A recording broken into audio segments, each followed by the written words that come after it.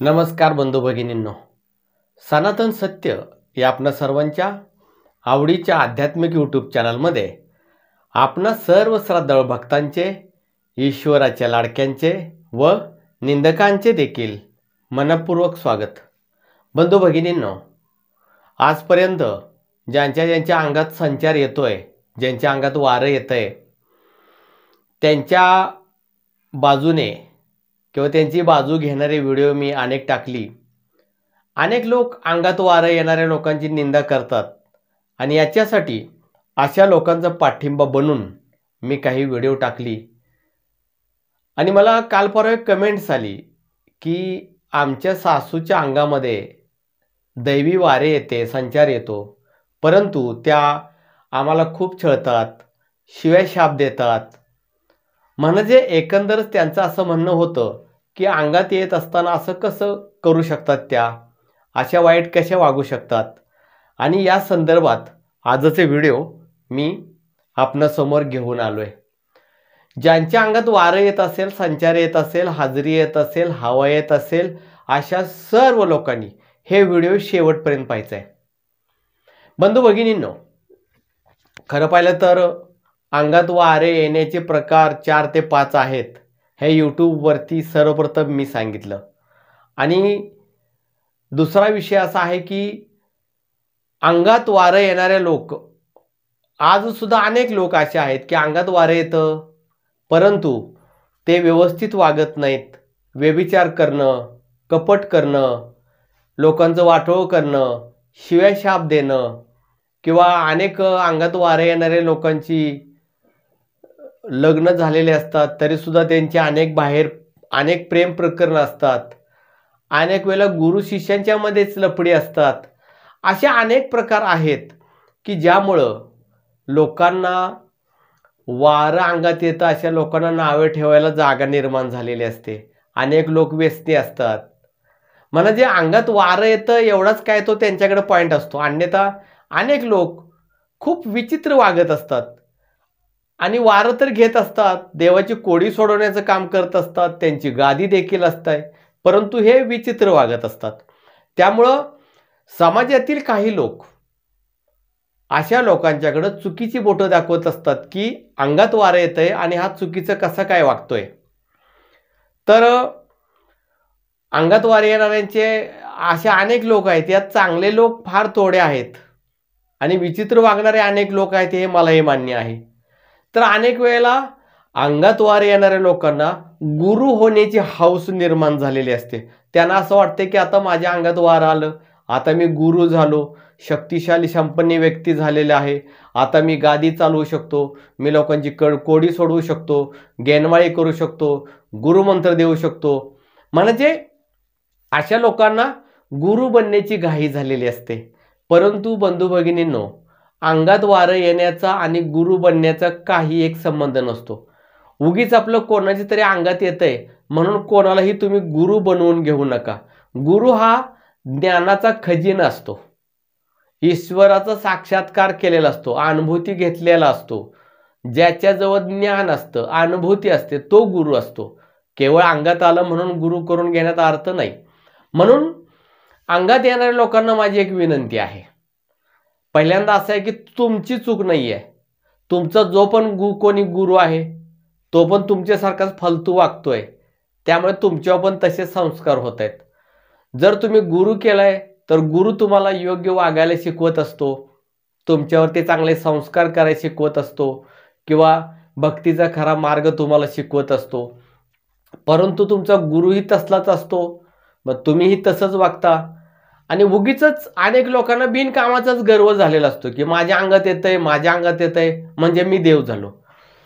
पण असं नाही बंधू भगिनींनो, अंगात वारं येण्याचा जरी काही दैवाशी संबंध असला तरी सुद्धा भक्ती ही प्रयत्नाने करावी लागते, आपल्यामध्ये सद्गुणांची वाढ असावी लागते। जर आपल्या अंगात वारं येतंय तर आपलं चारित्र्य नीट पाहिजे, लोकांनी आपल्याकडे वाईट नजरेने नाही पाहिलं पाहिजे, आपल्याला नावे नाही ठेवलं पाहिजे। मी समजू शकतो की समाजामध्ये असे अनेक लोक निंदक आहेत, जे अंगात वारं येतंय त्यांची निंदा करत असतात किंवा ते वाईट वागत असतात परंतु दुसऱ्याला वाईट वागताय आरोप करत असतात. पण हे सर्व एका बाजूला. दुसऱ्या बाजूला आपल्या अंगात जर दैवी वारं येत आहे तर आपलं चारित्र्य नीट पाहिजे, आपलं आचरण नीट पाहिजे, आपलं वागणं नीट पाहिजे, आपल्याजवळ भक्ती पाहिजे, श्रद्धा पाहिजे, विश्वास पाहिजे, गुरु बनण्याची घाई नाही पाहिजे, किंवा मला जास्त काही कळतंय हा अहंकारही नाही पाहिजे. तरच लोक आपल्याकडे चांगल्या नजरेने पाहतील. किंवा लोकांनी आपल्याकडे चांगल्या नजरेने नाही पाहिलं तर काही फरक पडत नाही. निंदक हे राहतातच, निंदा करणारे लोक हे असतात. तुम्ही चांगलं वागा किंवा वाईट वागा.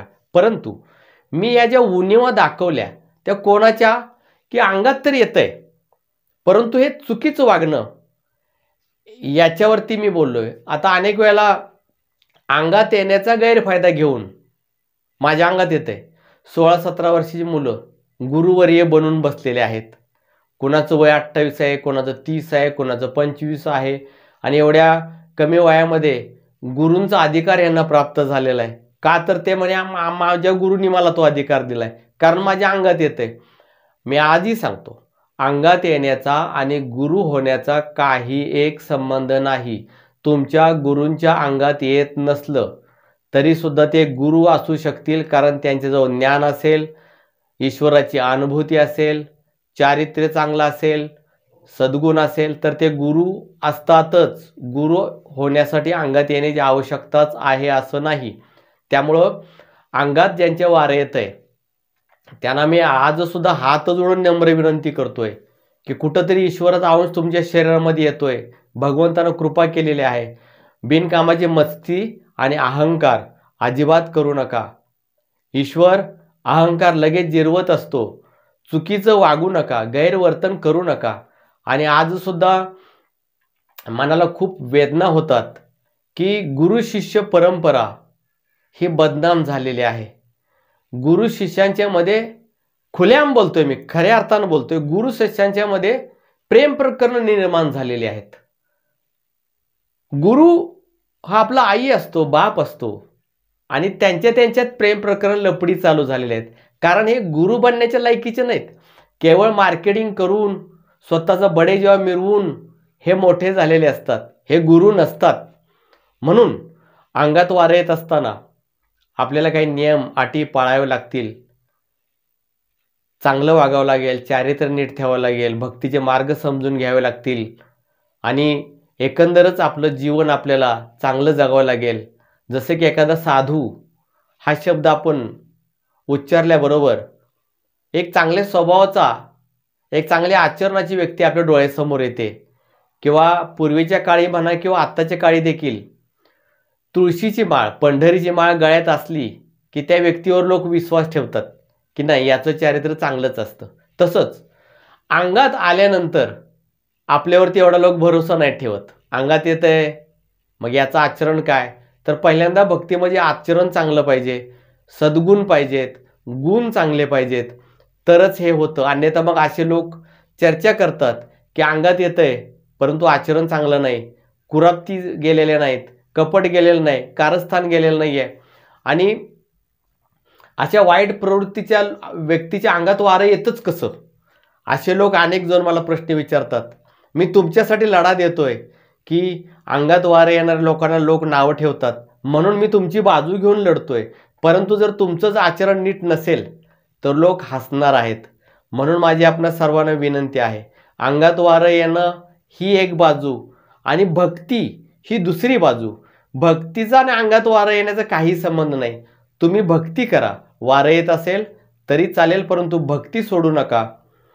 मंत्र जप, ध्यानधारणा ह्या सर्व गोष्टी करायला विसरू नका. तरच लोक आपल्याकडे चांगल्या दृष्टिकोनातून बघतील, नाहीतर लोक नावं ठेवायला बसलेले आहेत.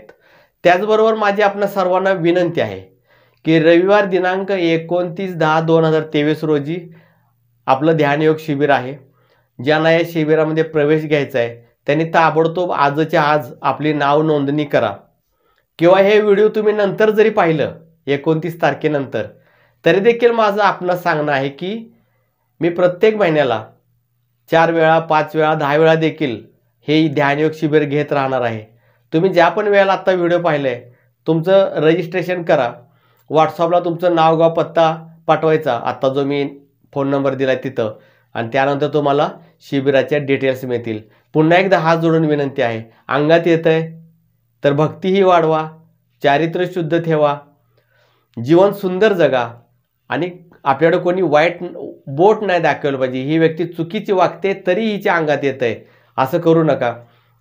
ईश्वर आपल्या सदैव पाठीशी राहो हाच आशीर्वाद देतो. सर्वांना एक विनंती, पहिल्यांदा पटकन लाईक करून टाका. आपण चॅनलमध्ये नवीन असाल तर माझ्या चॅनलला जरूर सबस्क्राईब करा. सबस्क्राईब करत असताना ऑल या शब्द शेजारील घंटीचे बटन दाबा. तसेच ज्यांना कोणाला माझ्याशी फोनवरती बोलायचं आहे त्यांच्यासाठी मी माझा फोन नंबर डिस्क्रिप्शन बॉक्समध्ये दिलेला आहे. जय आदिशक्ती.